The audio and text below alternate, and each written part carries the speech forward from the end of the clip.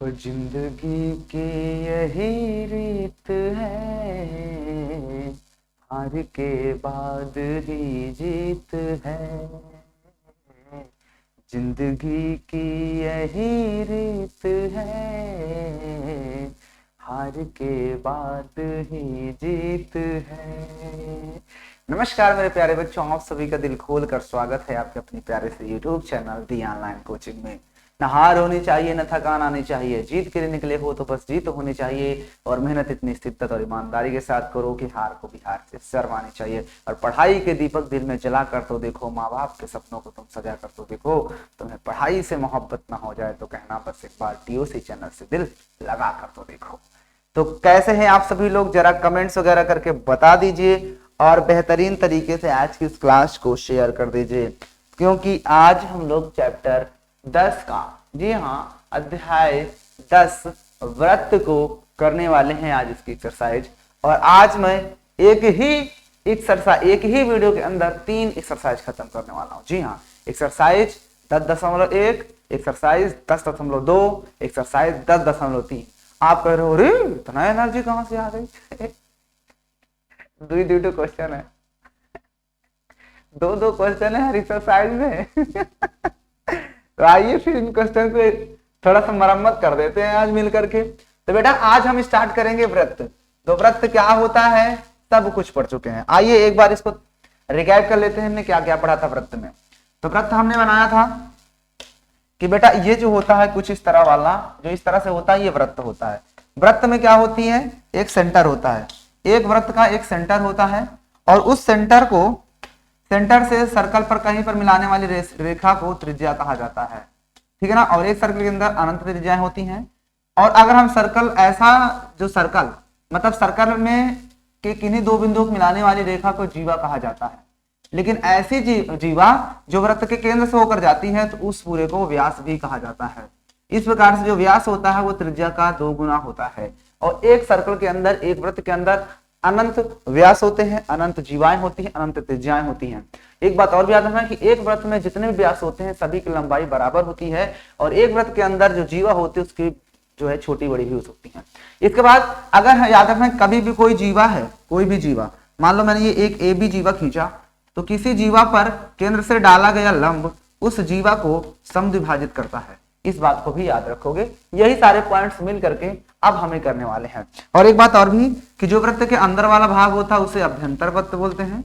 अभ्यंतर है भाग, वृत्त है ये, इसको वृत्त ही बोलते हैं। और ये बाहर वाला भाग है तो इसको बहिर्भाग बोलते हैं। क्या बोलते हैं? बहिर्भाग, ठीक ना। और उसके बाद मैंने बताया था कि जो वृत्त की ये लंबाई होती है, वृत्त की पूरी लंबाई को परिधि कहा जाता है। तो मतलब कि जो सर्कल बना है इसको परिधि कहते हैं। और मैंने बताया था कि जो परिधि होता है, परिधि बराबर आपका 2πr होता है, ठीक है ना। इन सभी पॉइंट्स को याद रखते हुए आइए हम एक्सरसाइज को शुरू करते हैं। और पहले एक्सरसाइज में क्या है आइए देखते हैं। हो जिंदगी की यही रीत है, हार के बाद ही जीत है। जिंदगी की यही रीत है, हार के बाद ही जीत है। आइए बेटा शुरू करते हैं आज की प्रश्नावली 10.1। क्या है इस एक्सरसाइज में, क्या हम इस क्वेश्चन को आसानी से कर पाएंगे? आइए चेक करते हैं। तो यहां पर बेटा आपके सामने पहला क्वेश्चन है कि खाली स्थान भरिए। क्या भरना है बेटा? खाली जगह को फिल अप कीजिए, फिल अप कीजिए। कहता वृत्त का केंद्र वृत्त के खाली स्थान में स्थित होता है। कहां? बहिर्भाग में या अभ्यंतर। यानी जो वृत्त का केंद्र होता है, ये वृत्त है, वृत्त का केंद्र तो अंदर होता है ना, वृत्त के अंदर मतलब अभ्यंतर, आंसर, ठीक है। ठीक है, था एक बिंदु जिसकी वृत्त के केंद्र से दूरी त्रिज्या से अधिक हो। एक वृत्त के केंद्र से दूरी, एक वृत्त है उसके केंद्र से दूरी जो कि त्रिज्या से अधिक हो।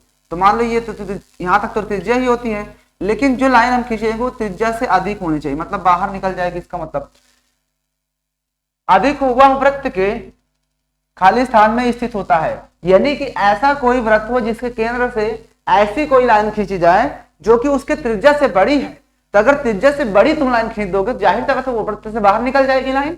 तो आप देख पा रहे हो यहाँ पर कि भाई यहां से यहां तक तो देखो त्रिज्या होती है, लेकिन उसका त्रिज्या से बड़ी, तो जाहिर सी बात है वो कहीं ना कहीं बाहर निकल आएगी थोड़ा सा। अगर थोड़ा सा भी बाहर निकल गई, इसका मतलब वो क्या हुई बेटा, वो आ गया आपका बहिर्भाग में पॉइंट। वो पॉइंट कहां पे आएगा, बहिर्भाग में। इसका मतलब इसमें का आंसर बहिर्भाग हो जाएगा। तो किसी वृत्त के केंद्र से दूरी जो कि त्रिज्या से अधिक हो, वो वृत्त के बहिर्भाग में स्थित हो, बाहर स्थित हो। वृत्त की सबसे बड़ी जीवा वृत्त का खाली स्थान होती है। अभी मैंने बताया था ना यहाँ पर कि किसी भी वृत्त का जो बहिर्भाग होता है, सॉरी, वृत्त की सबसे बड़ी जीवा, तो देखो ये वृत्त की सबसे बड़ी जीवा है ना, देखो ना ये वाली व्यास, क्योंकि कोई जीवा यही कहती है ना कि हम वृत्त के किन्हीं भी दो पॉइंट्स को मिलाने वाली जो रेखा होती है, वृत्त पर स्थित दो बिंदु को मिलाने वाली रेखा को जीवा कहते हैं। और ऐसी जीवा जो वृत्त के केंद्र से होकर जाती है उसे वृत्त का व्यास कहते हैं। इसका मतलब कि सीधा सीधा यहाँ पर यही चीज है कि वृत्त की सबसे बड़ी जीवा वृत्त का क्या होती है, व्यास कहलाती है या व्यास होता है। बात क्लियर हुआ।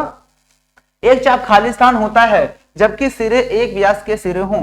बताओ, एक चाप खाली स्थान होता है, एक चाप क्या होता है जब इसके सिरे व्यास के सिरे हों। तो देखो इसको भी समझ लो ध्यान से। अगर हम इसकी बात करते हैं तो कहता है एक वृत्त बना लो, ये मान लो ये एक वृत्त है, ठीक है ना। अब एक वृत्त का एक चाप क्या होता है, जो चाप होता है वो क्या होता है जब इसके सिरे व्यास के सिरे हों। तो कोई चाप है, उसको मान लो मैंने ये पॉइंट है जो कि O है सेंटर, और ये A और B मान लेते हैं।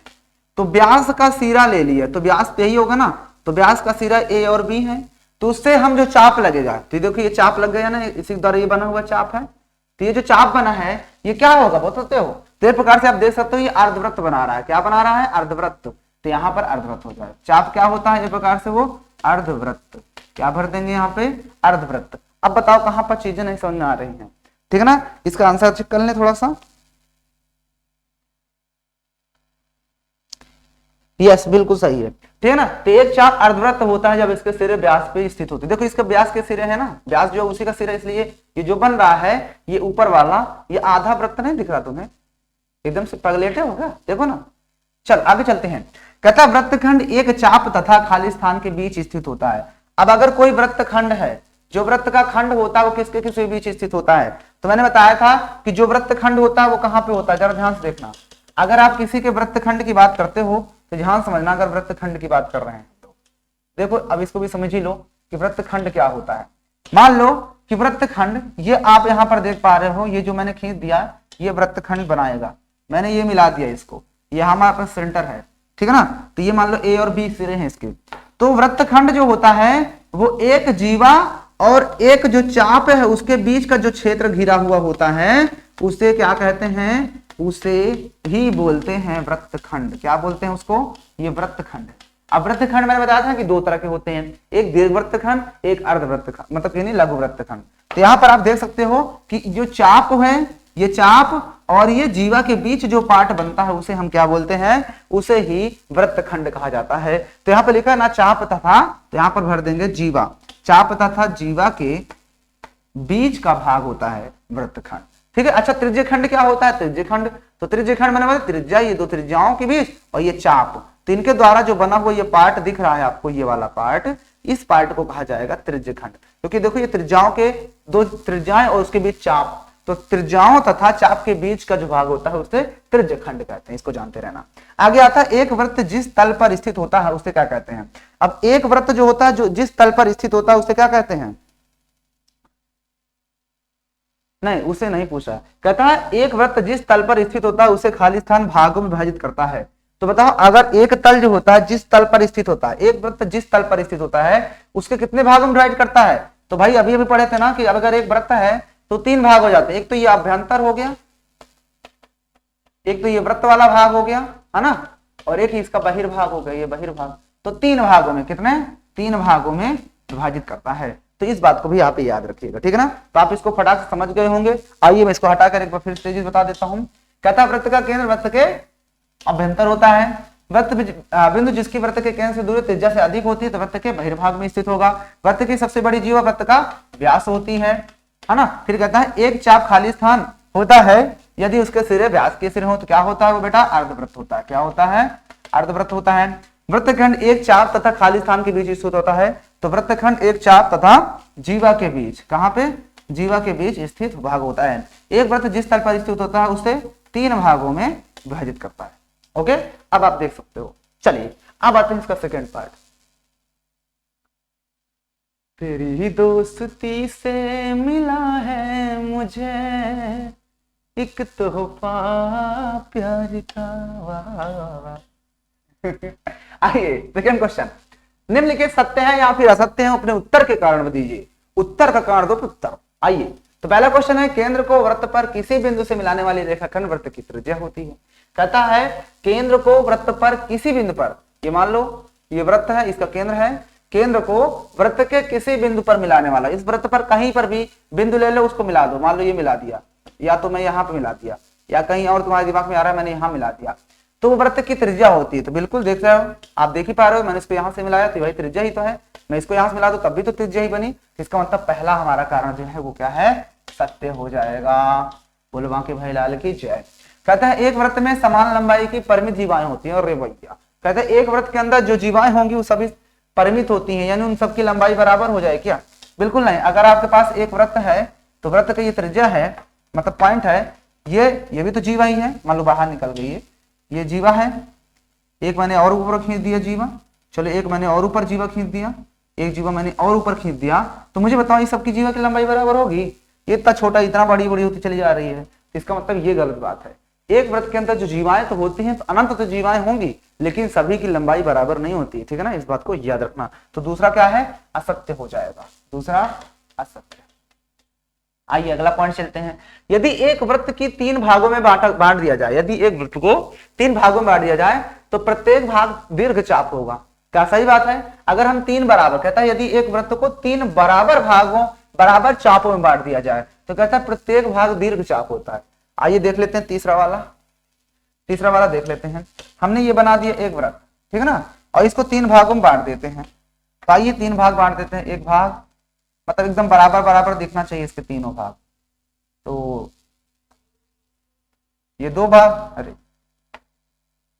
ये लो 2 भाग, अरे भैया ये 2 भाग हो गया, और एक भाग मैंने यहाँ पर 3 भाग, ठीक है ना। इनको मैं क्या करता हूँ, केंद्र से मिला देता हूँ। मैंने ये केंद्र से मिला दिया, इधर भी मिला देता हूँ और इधर मिला देता हूँ।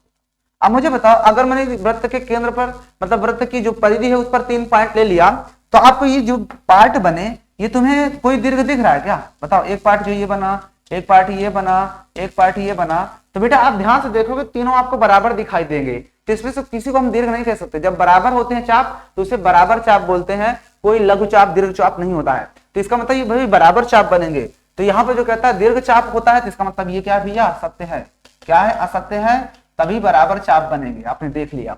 आगे कहता है एक वृत्त की एक जीवा जिसकी लंबाई त्रिज्या से दोगुनी होती है।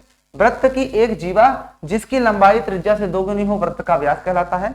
अगर कहता है एक वृत्त की एक जीवा, ऐसी जीवा, कहता है एक वृत्त है उसकी आपको ऐसी जीवा लेना है, एक वृत्त और उसकी ऐसी जीवा खींचो।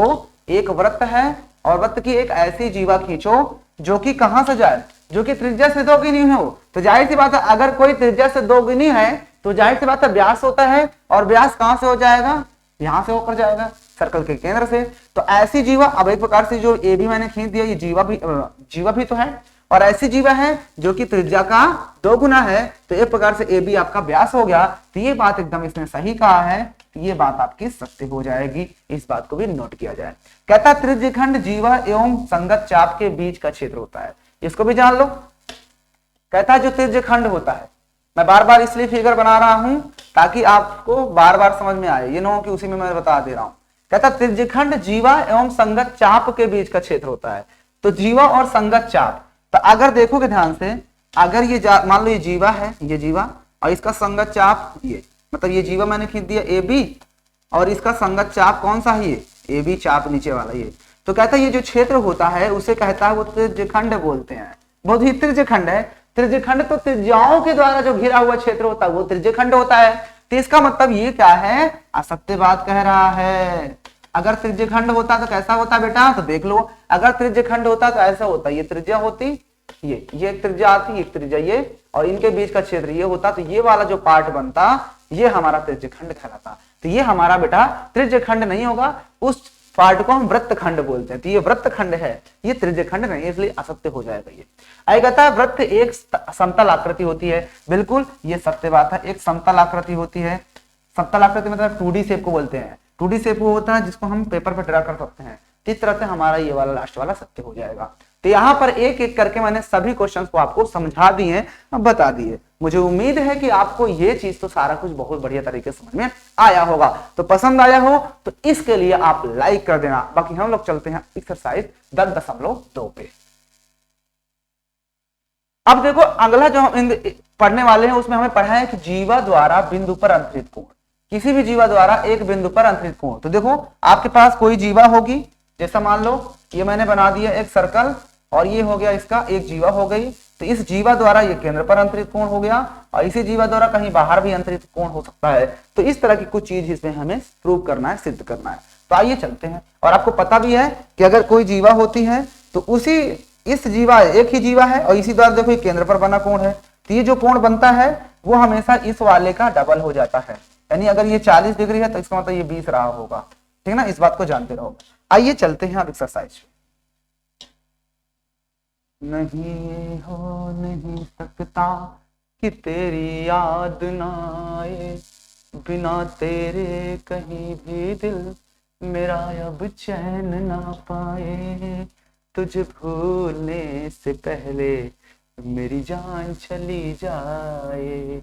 देखो एक बात जान लो, इस प्रमेय को याद रखना 10.5 कि 3 दिए हुए असंरेखीय बिंदुओं द्वारा होकर जाने वाला एक और केवल एक वृत्त है। याद रखना कि अगर 3 आपके पास असंरेखी मतलब एक रेखा पर ना हो, असंरेखी मतलब होता है कि ऐसे पॉइंट जो एक रेखा पर ना हो वो उनको लिया जाएगा, तो उससे सिर्फ और सिर्फ एक वृत्त खींचा जा सकता है। ठीक है ना, आइए चलते हैं अब आगे। आइए बेटा शुरू करते हैं एक्सरसाइज अगली कहानी। आइए अगली एक्सरसाइज को हम लोग शुरू कर लेते हैं। अगली एक्सरसाइज जो आपके सामने है आप देख पा रहे होंगे प्रश्नावली 10.3 है। 10.3 2 कहां चला गया भैया? 2 गायब हो गया। 2 पहले करेंगे ना, 2 कहां गया भाई?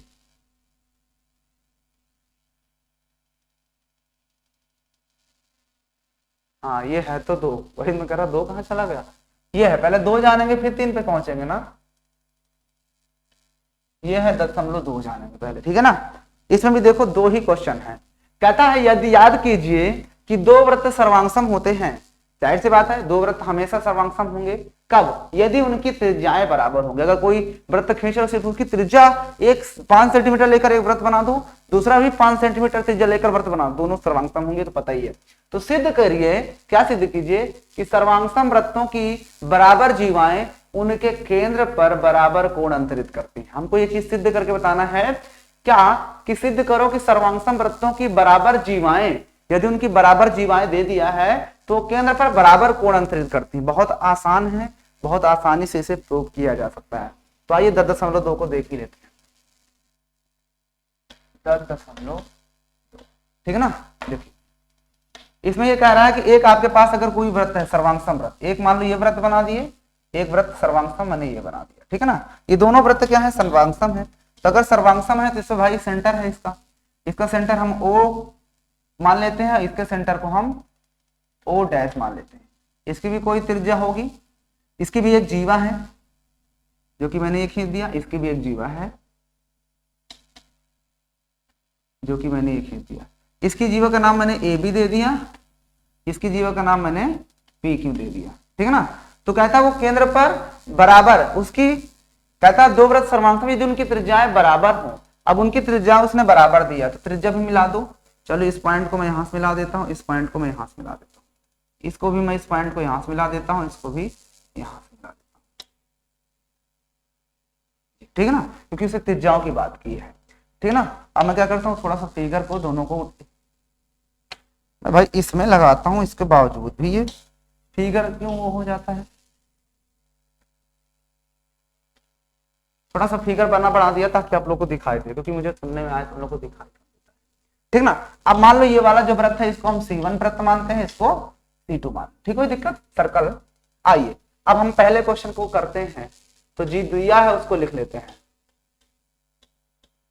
प्रश्न में ये दिया है बेटा, प्रश्न में ये दिया है कि दो सर्कल हैं, लिखेंगे दो वृत्त या दो सर्वांग सम वृत्त, क्या लिखेंगे, दो सर्वांग सम वृत्त C1 व C2 है, जिसमें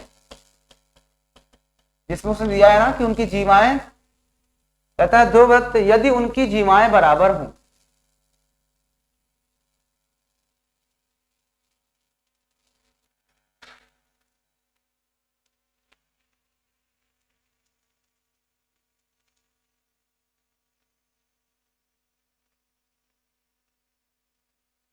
हाँ यहाँ पर देखो कुछ चीजें दिए हैं। पहला चीज तो कहता है याद कीजिए कि दो वृत्त समांसम होते हैं यदि उनकी त्रिज्याएं बराबर। तो अगर किसी वृत्त की जो त्रिज्याएं बराबर हैं तो वो वृत्त क्या होते हैं, सर्वांगसम होते हैं। तो सिद्ध करो कि यदि सर्वांगसम वृत्तों की बराबर जीवाएं हैं तो केंद्र पर बराबर कोण अंतरित करता है, यानी इनकी जो जीवाएं वो बराबर है, यानी ये जीवा के बराबर, और साथ में उसने कहा त्रिज्याएं भी बराबर हैं। अब भाई किसी वृत्त की त्रिज्याएं तो आपस में बराबर ही होती है, तो ये भी दोनों इस त्रिज्याओं के बराबर हो गया, ठीक है ना। हमें ये सिद्ध करना है कि इनके द्वारा जो केंद्र पर बना हुआ कोण है ये भी आपस में बराबर होगा, ठीक है ना। तो यहाँ पर लिखेंगे जिसमें उसने दिया है कि AO बराबर OB बराबर उसमें भी OP बराबर OQ तथा जीवा भी उसने दिया है बराबर है, यानी AB बराबर आपका PQ, दो जीवाएं बराबर है। अब हमें सिद्ध क्या करना है उसको भी देख लेते हैं। सिद्ध करना है, सिद्ध करना, लाइट आ गई, सिद्ध करना है हमें, क्या सिद्ध करना है जरा देख लेते हैं कि एंगल AOB बराबर उसमें का एंगल POQ ये भाई बहुत आसान है। हम दोनों त्रिभुज को सर्वांगसम दिखा दें काम हो जाए। कैसे, इस त्रिभुज में देखो ये वाली साइड इसके बराबर क्योंकि त्रिज्याएं बराबर दिया है, ये भी इसके बराबर त्रिज्याएं बराबर दिया है, ए बी बराबर PQ दिया ही है, यस यस यस भुजा भुजा भुजा सर्वांगसम तक दोनों सर्वांगसम हो गए। सर्वांगसम त्रिभुज के बाकी कोण बराबर होते हैं, बराबर हो गए, सिंपल है। तो आइए अब सिद्ध करते हैं। सिद्ध जो सिद्ध करना है त्रिभुज उनको उठा लेते हैं। तो त्रिभुज AOB और त्रिभुज PO'QB, इन दोनों त्रिभुज में देखो क्या है, इस त्रिभुज की जो AO साइड है वो उस त्रिभुज के O'P के बराबर, और इसकी जो OB साइड है वो उसके O'Q के बराबर लिख देंगे, क्योंकि त्रिज्याएं हैं, क्या लिख सकते हो कि दिया है। फिर लिखेंगे AB, इस त्रिभुज की जो AB साइड है उसके PQ के बराबर हो जाएगा। यहां पर भी लिखेंगे दिया है, ये चीज क्या है, प्रश्न में ये चीज दिया था तो दिया है। अतः हम यहां से भी ये कह सकते हैं ना, अतः जो आपका पहला वाला त्रिभुज AOB है वो क्या हो जाएगा, सर्वांगसम हो जाएगा त्रिभुज किसके, PO'Q के। यहाँ पे लिख दो किससे, तो भुजा सर्वांग समता नियम से।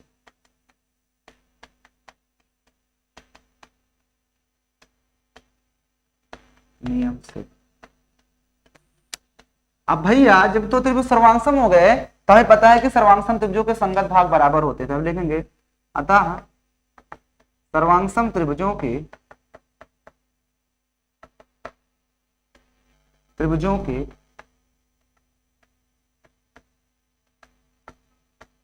संगत कोण लिख देते हैं, क्योंकि इसमें कोण की जरूरत है, संगत कोण बराबर होते हैं।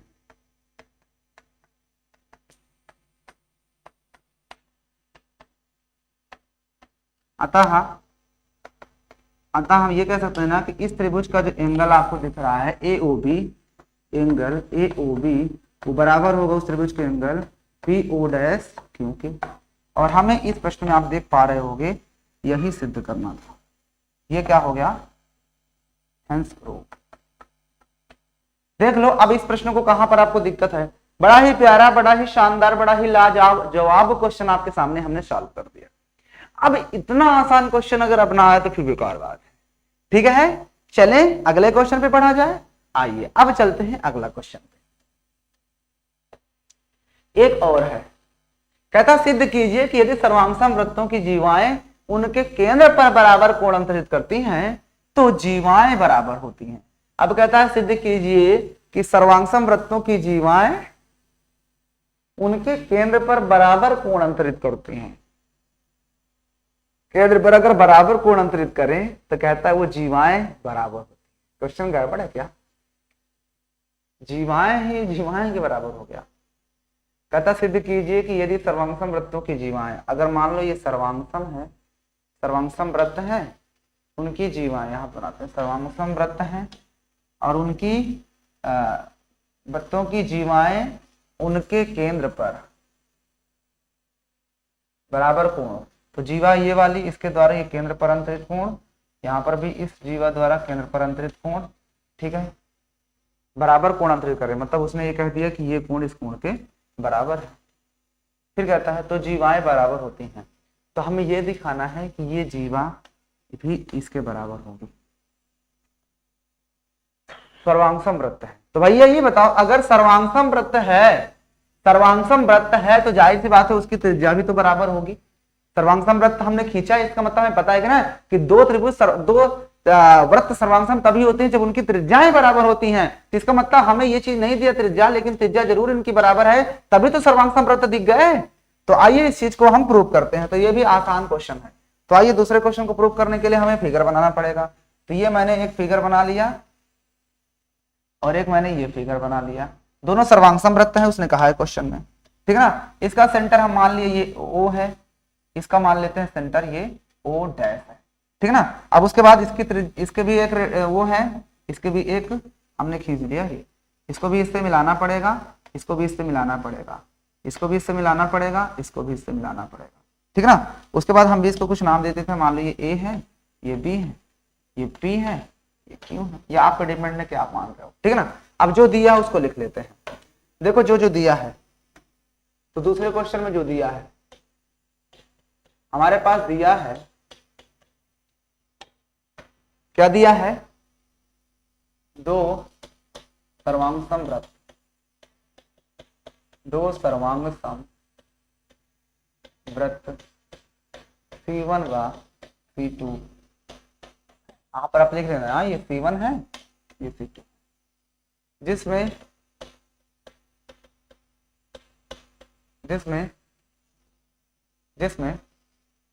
ए बी नहीं, ए बी बराबर ए बी नहीं, एंगल ए ओ बी बराबर angle P O dash B, ये दिया है। मतलब इनका जो एंगल केंद्र पर, ये जो जीवाएं द्वारा केंद्र पर बना कोण कहता है बराबर है, तो हमें ये दिखाना है कि जो जीवाएं हैं वो आपस में बराबर होंगी।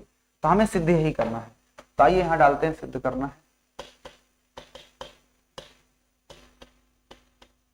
सिद्ध करना है, क्या सिद्ध करना है, जीवाएं बराबर, यानी इस त्रिभुज की जो वृत्त की AB जो भुजा है उसके PQ के बराबर हो गए। अब ये दोनों जीवा बराबर होंगे। तो आइए सिद्ध करते हैं, बिल्कुल आसान है।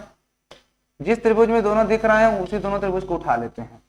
तो कौन सा त्रिभुज में दिख रहे हैं दोनों, तो त्रिभुज AOB, तो लिखेंगे त्रिभुज AOB व त्रिभुज PO'Q में। आप चाहते तो यहाँ पे O1 O2 मान सकते हो, वो आप पे डिपेंड है। तो यहाँ पर इसमें देखोगे तो एंगल, या पहले इस त्रिभुज की जो OA भुजा है वो उस त्रिभुज के O' के बराबर होगी, और फिर इस त्रिभुज का एंगल AOB ये बराबर हो जाएगा उस त्रिभुज के एंगल PO', क्योंकि ये भी आपके पास क्या है, दिया है, ये भी आपके पास क्या है, दिया है, क्योंकि उसने कहा है ना कि सर्वांगसम वृत्त है तो त्रिज्या तो बराबर ही होंगी ना। और इस त्रिभुज की फिर से ये OB जो भुजा है वो उस त्रिभुज के O' के बराबर, ये भी आपके पास दिया है।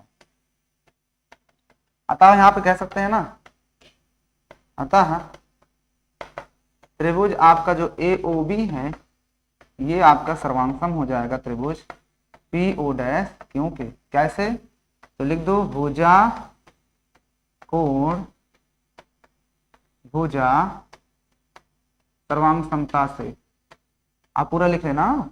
अब जब दोनों त्रिभुज सर्वांगसम हो गए तो हमें पता है कि सर्वांगसम त्रिभुजों के संगत भाग बराबर होते हैं, इसलिए हम कह सकते हैं ना कि इसकी जो भुजा AB होगी वो बराबर हो जाएगी उस त्रिभुज के PQ के बराबर। आप ऊपर एक लाइन लिखना इस तरह सर्वांगसम त्रिभुजों के संगत भुजाएं बराबर होती है, या नहीं लिखना चाहते तो लिख देना सर्वांगसम त्रिभुजों के संगत भाग बराबर होते हैं। अतः हमें तो ए बी चाहिए, तो ए बी बराबर पी क्यू, ठीक है ना, हेंस प्रूव।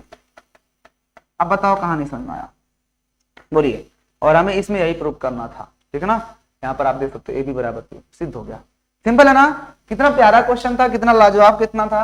और ये दोनों क्वेश्चन ही हमने बता दिया। अब आपका होमवर्क ये है कि ये सारे क्वेश्चन आपको घर पे फिर से करना है। जब आप इन सभी क्वेश्चन को एक बार बढ़िया तरीके से घर पे करोगे तो ये चीजें अपने आप सब क्लियर कट हो जाती हैं, ठीक है ना। तो मुझे तो उम्मीद यही है, मेरी उम्मीद यही है कि आपको ये सारे क्वेश्चन बहुत ही शानदार तरीके से समझ में आए होंगे। आइए अब हम चलते हैं अगली एक्सरसाइज पे, जिसे हमें यह जानना है कि केंद्र से जीवा पर डाला गया लंब।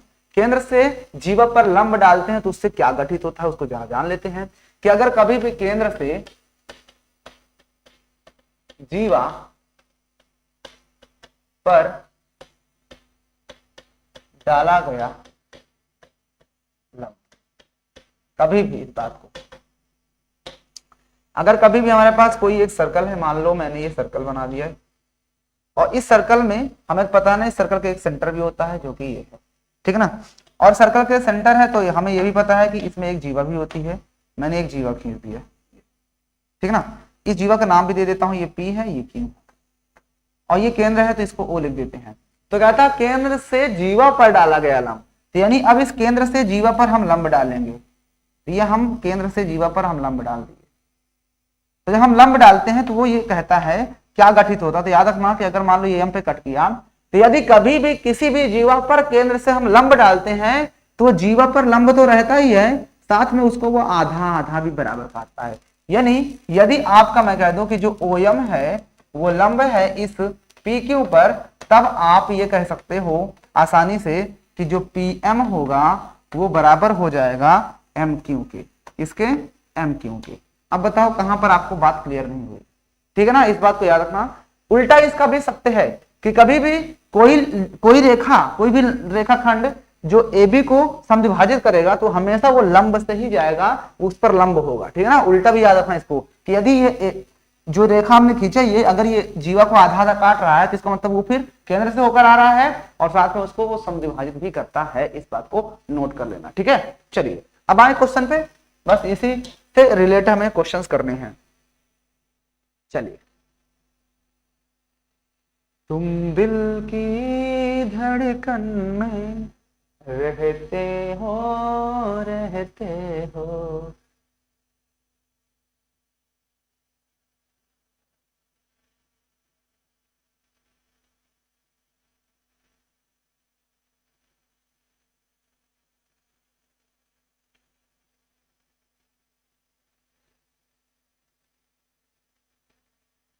आइए अब अगले एक्सरसाइज पे आते हैं।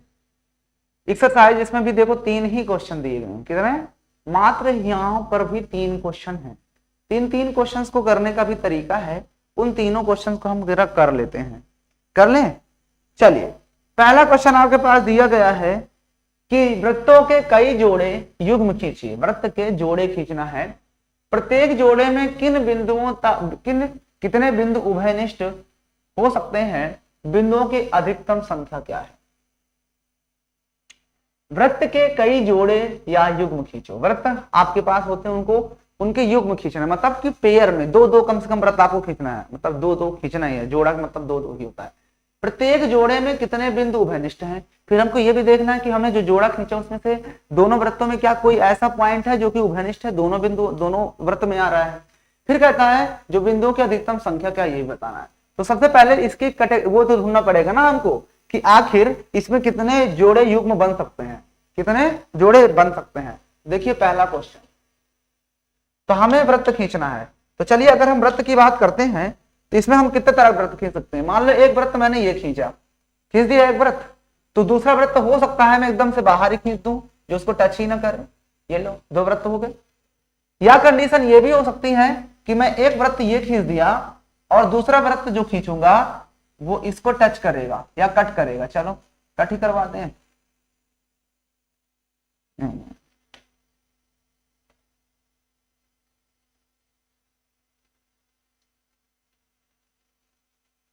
ये हो गया, ये भी कंडीशन हो सकती है कि एक व्रत दूसरे वाले व्रत को टच करेगा। उसके बाद तीसरा कंडीशन ये हो सकता है कि मान लो एक व्रत मैंने ये खींचा और दूसरा व्रत जो होगा वो इसको ऐसे कट करते जाए, 1 2, ये हो गया। एक कंडीशन और भी हो सकती है, अगली कंडीशन ये हो सकती है कि मान लो एक व्रत है और जो दूसरा वाला व्रत होगा वो इसको बाहर से टच कर रहा है जी, समझ में आया? ये देखो, ये कंडीशंस मैंने बना दी। पहली कंडीशन इसमें कि ये वाली हो सकती है, दूसरी कंडीशन ये हो सकती है, तीसरी कंडीशन ये हो सकती है, चौथी कंडीशन ये हो सकती है। क्या इसके अलावा कोई कंडीशन हो सकती है कि जो कि व्रत को कुछ कर सके? तब उसने पूछा है कि प्रत्येक स्थिति में बताना है कितने उभयनिष्ठ हैं, उभयनिष्ठ बिंदु है। तो पहले वाले में उभयनिष्ठ बिंदु लिखते हैं। तो अगर आप पहले वाले में देखोगे तो इसमें उभयनिष्ठ बिंदु कितने हैं, तो यहाँ पे लिखते हैं उभयनिष्ठ बिंदु। तो आप देख पा रहे हो ये दोनों दूर दूर तक नाता है इनका, मतलब कहीं टच ही नहीं कर रहे, तो 0 हो गया। यहां पर देखोगे तो उभयनिष्ठ बिंदु कितने होंगे इसमें,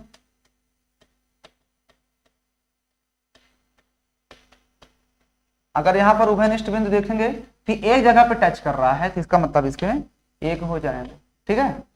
यहां पर आप देखोगे तो इसमें उभयनिष्ठ बिंदु कितने होंगे, तो इसको भी लिखते हैं उभयनिष्ठ बिंदु। यहां पर देखो एक बिंदु यहां पर टच कर रहा है, एक यहां पर, तो इसमें 2 है, ठीक है, ओके। फिर यहां पर आप देखोगे तो इसमें उभयनिष्ठ बिंदु कितने हैं, तो इसको भी लिख देते हैं।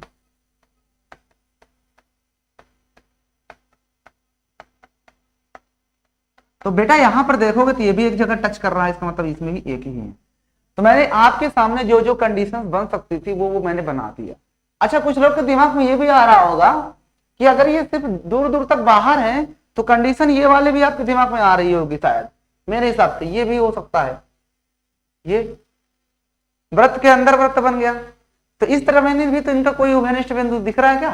कहाँ है उभयनिष्ठ बिंदु? तो इसमें 0 होंगे, इसमें भी। तो कंडीशन वही हो गई है प्रकार से, दोनों कंडीशन सेम जैसी ही है, तो इसमें भी 0 ही उभयनिष्ठ होंगे। अगर आप इसको भी लिख रहे हो तो इसमें कहाँ पे कोई बिंदु कहीं पे टच कर रहा है क्या? तो दोनों में एक दूसरे पे नहीं है ना, तो आप चाहो तो इसमें भी लिख सकते हो उभयनिष्ठ बिंदु, उभयनिष्ठ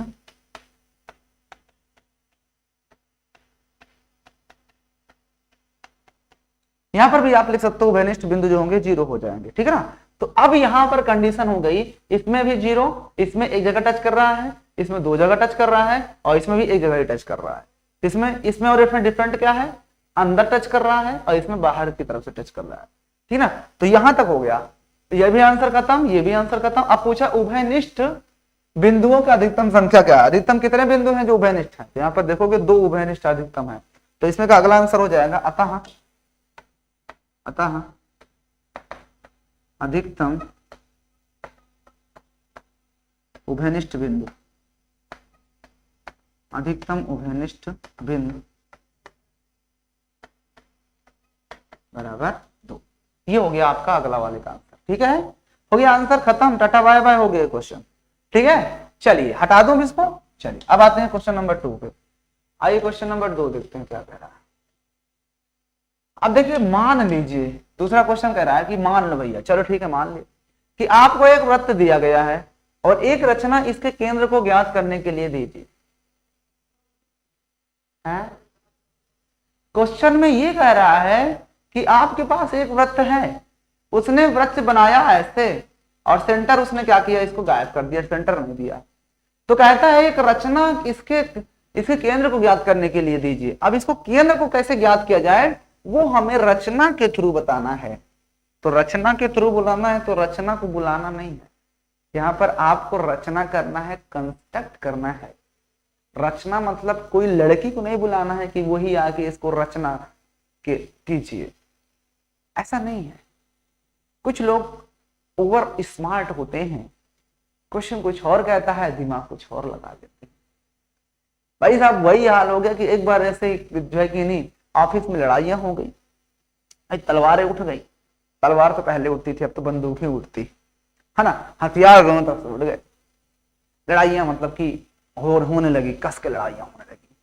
तो कहता है कि देखिए भाई साहब आप इतना गर्म मत होइए, इतना मत गरमाइए, आप सीधा सीधा शांति से बात कीजिए। तो वो इतना तेजी था, कहता है हाँ बुलाओ शांति को, मुझे शांति से बात करना है। मतलब कुछ भी चलो आते हैं अब अगले क्वेश्चन पे। मान लो कि आपके पास एक वृत्त दिया गया है और इसे रचना को ज्ञात करने के लिए इसे ज्ञात करने के लिए एक रचना इसे केंद्र को ज्ञात करने के लिए दीजिए। तो यहां पर सिर्फ एक रचना देना है, बस हो गया। तो आइए दूसरा नंबर को देखते हैं। तो दूसरे वाले क्वेश्चन में उसने एक वृत्त बना दिया। मान लो ये मैंने जैसे वृत्त बना दिया, ठीक है ना। तो मैं इसको थोड़ा साइड में उठा के रखूं यहाँ पे, क्योंकि लिखना तो है ही नहीं इसमें कुछ ज्यादा। मुझे सिर्फ रचना को ज्ञात करने के लिए हमें एक संरचना करनी है। बताइए कैसे किया जाए इस क्वेश्चन को। क्या कोई बता पाएगा कि अगर इसके रचना को अगर मुझे ज्ञात करना है तो क्या करना पड़ेगा?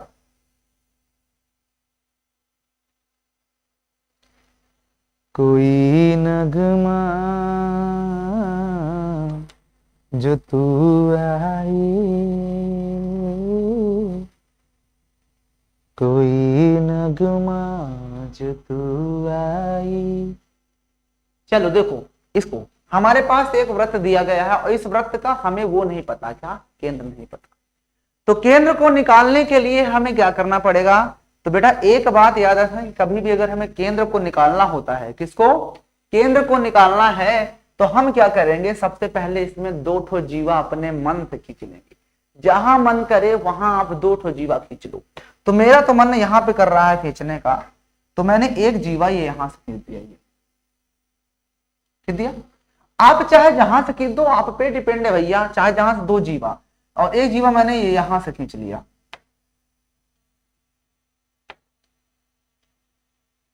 ये खींच दिया, ठीक है, कोई दिक्कत? मैंने इस जीवा का नाम ए बी दे दिया और इसका नाम मैंने ये पी क्यू दे दिया, ठीक है ना। अब आपको करना क्या है? हमें तो ये पता है ना कि केंद्र से जीवा पर डाला गया लंब जीवा को समद्विभाजित करता है। यानी कि ये हुआ कि जो भी केंद्र होगा वो जीवा को हमेशा समद्विभाजित करता है, उस पर लंब भी होता है।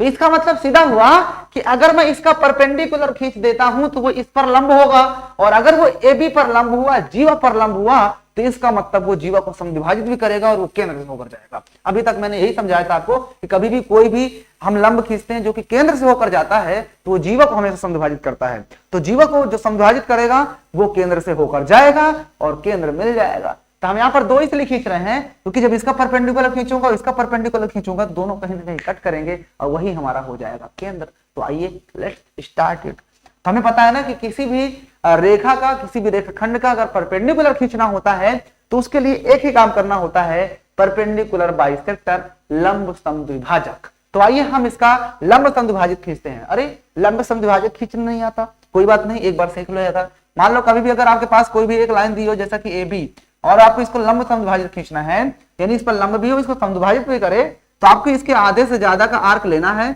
और इधर भी लगाना है, नीचे भी लगाना है। उसी को कम या ज्यादा नहीं करना, यहाँ रखना, इधर भी कट करना, इधर भी। जहां ये कट करेंगे दोनों मिलाते हुए लाइन खींच दोगे तो ये इस पर लंब भी होगा, साथ में दोनों को समद्विभाजित भी करता है। समझ में आ गया? ओके। अब नहीं समझ में आया तो आइए फिगर पे समझते हैं, वहां समझ में आएगा। आपके पास ये एक लाइन है ए बी, ए बी का मैं आधा से ज्यादा का आर्क लूंगा और मैं इधर भी लगा दूंगा आर्क और इधर भी लगा दूंगा आर्क। कम ज्यादा नहीं करना है, इधर उठाना है और इधर भी लगा देना है। इन दोनों को मिलाते हुए मैं एक लाइन खींच दूंगा, लेकिन थोड़ा सा लगना चाहिए ना, तो यहाँ पे कट किया और यहाँ पर। इन दोनों को मिलाते हुए एक लाइन खींच देता हूँ। तो चलो इन दोनों को मिलाते हुए मैं एक लाइन ये खींच देता हूँ। मान लो यहाँ पर कहीं सेंटर मिलेगा इसका, तो मैं थोड़ा सा इनका जुगाड़ ढूंढता हूँ, क्योंकि मुझे खींचना भी पड़ेगा ना उसी तरह से कुछ।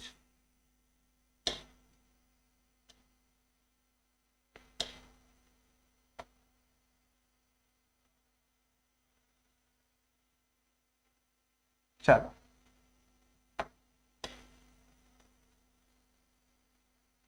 ठीक है, ये मान लो इसका मैंने लंब समद्विभाजक खींचा, तो इसने क्या किया, इस लाइन को यहाँ पे कट किया और इधर यह कट कर रहा है, इधर ये कट किया और इधर ये कट किया। जब मैंने इसको मिला दिया तो ऐसे ही मिल गया, ठीक है ना। उसी तरह से मैं इसका भी लंब समद्विभाजक खींचता हूँ। जब इसका लंब समद्विभाजक खींचोगे आप लोग तो ये भी कुछ ऐसे ही जाएगा, जो कि सेंटर से होकर जाएगा। आप जब खींचोगे एकदम सही बनेगा, ठीक है ना, क्योंकि यहाँ पे पैटी पटरार है नहीं, ये 90 डिग्री बनेगा। ये यहाँ से होकर जा रहा है, मैंने इसका आधा से ज्यादा आर्क लिया, इधर लगाया, कम ज्यादा नहीं किया, इधर लगाया, इधर से उठाया, इधर लगाया और इधर भी लगा दिया। तो देखो ये भी इस पॉइंट से होकर गया और ये भी यहाँ से होकर गया। तो ये दोनों एक दूसरे को कहाँ पर कट कर रहे हैं, तो आप देख पा रहे हो ये दोनों एक दूसरे को ये ऊपर कट कर रहे हैं यहाँ पर। तो जो ओ हुआ वो इस वृत्त का सेंटर हो जाएगा। तो आपको समझ में आ गया होगा किस तरह से हम लंब समद्विभाजक खींचेंगे किसी भी वृत्त का। तो वृत्त का लंब समद्विभाजक खींच दो, दो जीवाएं कुछ भी लेकर के, वो दोनों एक दूसरे को जहां पर कट करेंगे वो वृत्त का केंद्र हो जाएगा। तो यहां से अभीष्ट, नीचे लिख देना आंसर, अभीष्ट वृत्त का केंद्र O है। ओके, ठीक है ना, बात क्लियर हुई। ओके, तो इस क्वेश्चन को भी नोट किया जाए। आइए अब आप चलते हैं अगले क्वेश्चन पे। क्वेश्चन नंबर 3 क्या कहता है? क्वेश्चन नंबर 3 आप देख सकते हो, क्वेश्चन क्या है कि यदि दो वृत्त परस्पर दो बिंदुओं पर प्रतिच्छेद करें तो सिद्ध कीजिए कि उनके केंद्र से उभयनिष्ठ जीवा के लंब समद्विभाजक पर स्थित होते हैं। कैसे किया जाए इस क्वेश्चन को? ये भी 5-6 मिनट का क्वेश्चन है, आराम से हो जाएगा। बताइए इस क्वेश्चन को कैसे किया जाए। क्या आपके दिमाग में कुछ खलबली मच रही है इस क्वेश्चन को करने के लिए? बोलिए, क्या आपके दिमाग में कुछ खलबली सी मच रही है क्या इस क्वेश्चन को करने के लिए? बोले, अगर मच रही है तो बताएं, नहीं मच रही है तो भी कोई बात नहीं। बोलिए जल्दी। नहीं मच रही है, चलो नहीं मच रही तो बहुत अच्छी बात है। तो कहता है यदि दो वृत्त परस्पर दो बिंदुओं पर प्रतिच्छेद करें तो सिद्ध कीजिए कि उनके केंद्र उभयनिष्ठ जीवा के लंब समद्विभाजक होते हैं। उभयनिष्ठ जीवा के लंब समद्विभाजक पर स्थित होते हैं, मतलब यहाँ पर दो वृत्त परस्पर प्रतिच्छेद करते हैं। तो आइए तीसरा में दो वृत्तों को परस्पर प्रतिच्छेद करवा देते हैं। तो ये लो, मैंने एक वृत्त ये ले लिया और एक वृत्त और ले लिया। ये दोनों क्या कर रहा है, एक दूसरे को प्रतिच्छेद करते हैं। तो मान लो जहां पर प्रतिच्छेद करते हैं वो P है और वो Q है, और इसका सेंटर हम मान लेते हैं ये O डैश है, O है, इसके सेंटर को O डैश मान लेते हैं। ये हमारा C1 सर्कल है, ये C2 सर्कल है, ठीक ना। ओके, फिर उसके बाद आगे कहता है तो सिद्ध कीजिए उनके केंद्र उभयनिष्ठ जीवा के, उनके केंद्र उभयनिष्ठ जीवा के लंब समद्विभाजक पर स्थित है। तो इसमें के उभयनिष्ठ जीवा कौन सी होगी? तो आपको समझ में आना चाहिए कि उभयनिष्ठ जीवा तो यही होगी जो यहां पर है, क्योंकि ये जो यहां से मैं इसको खींचूंगा तो आप ध्यान से अगर इसको गौर से देखोगे तो आपने ये जो खींचा है ये इस वाले वृत्त के लिए PQ इस जीवा है और इस वृत्त के लिए भी जीवा ही है, और ये ऐसी जीवा है जो कि दोनों वृत्तों में आ रही है कि उभयनिष्ठ जीवा हो गई।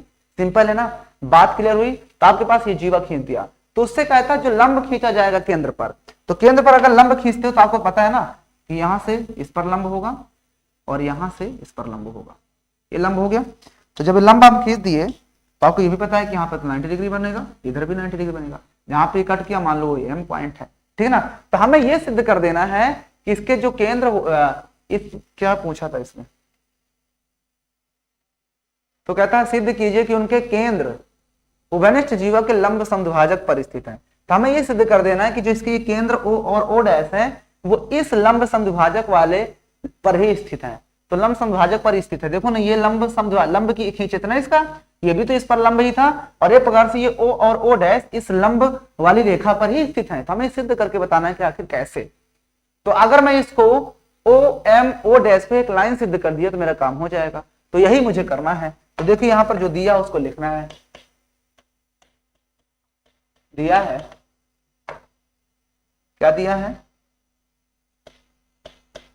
तो वृत्त C1 व C2 जो एक दूसरे को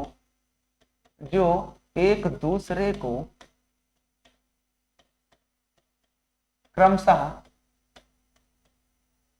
एक दूसरे को P व Q बिंदु पर प्रतिच्छेद करते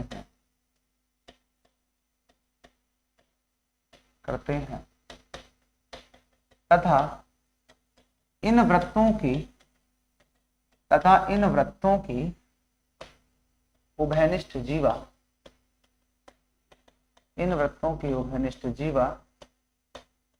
PQ है, ठीक है ना। अब उसके बाद आप लिखना हो तो लिख सकते हो तथा OM लंब PQ, और आगे लिख सकते हो कि O डैश M आल्सो लंब PQ, ठीक है ना। मतलब ये भी इस पर लंब है AB पर और ये OM भी लंब है PQ पर, ठीक है ना। ओके, इतना दिया है। अब उसके बाद हमें सिद्ध करना, उसको भी लिख देते हैं। देखिए क्या सिद्ध करना है, तो हमें यहां पर सिद्ध ये करना है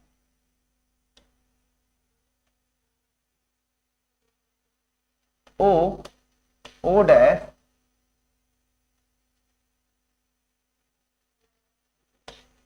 कहां पर स्थित है, उभयनिष्ठ जीवा के लंब समद्विभाजक पर स्थित है। ओ डैश उभयनिष्ठ जीवा के लंब समद्विभाजक पर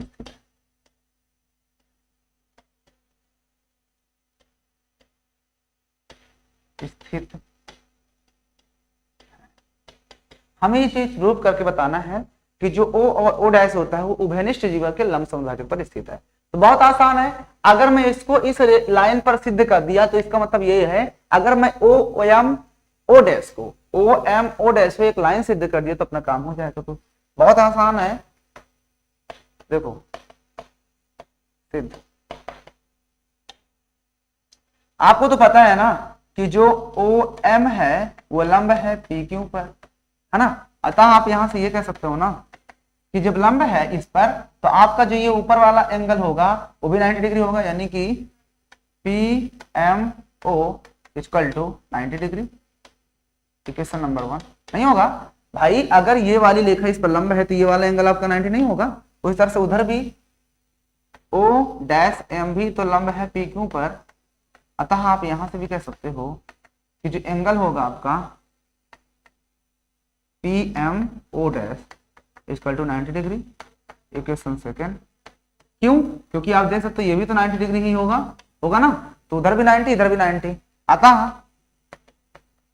दोनों को जोड़ दो, angle P M O plus angle P M O dash बराबर इधर का इधर और 90 डिग्री में इधर 90 डिग्री ऐड कर दूं, तो तुमने क्या देखा कि angle P M O plus angle P M O dash equal to 180। अरे हमने क्या देखा कि भाई ये 90 ये 90 दो मिलकर के 180, इसका मतलब कि जो एक रेखा नहीं हो गई।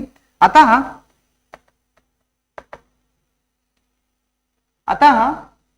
ओ एम ओ डैश एक रेखा है,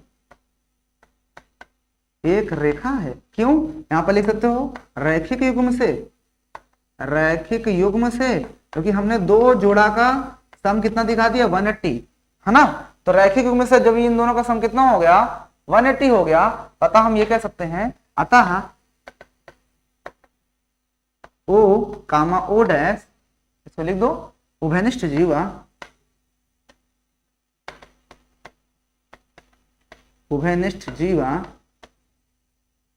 के लंब समद्विभाजक